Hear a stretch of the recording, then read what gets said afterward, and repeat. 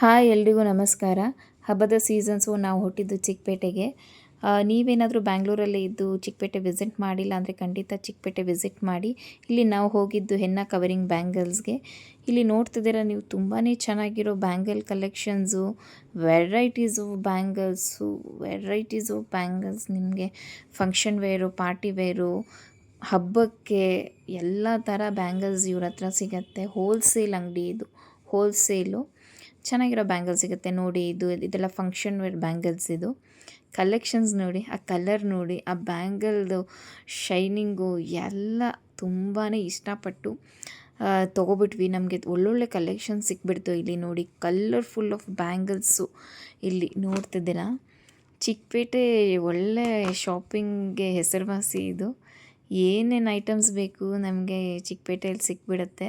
ಹುಡ್ಕೊಂಡು ಹೋಗಬೇಕು ಪರ್ಟಿಕ್ಯುಲರಾಗಿ ಆ ಪ್ಲೇಸಿಗೆ ನಾವು ಅಷ್ಟೇ. ನೋಡಿ ಬ್ಯಾಂಗಲ್ಸ್ ನೋಡಿ ಎಷ್ಟು ಚೆನ್ನಾಗಿದೆ.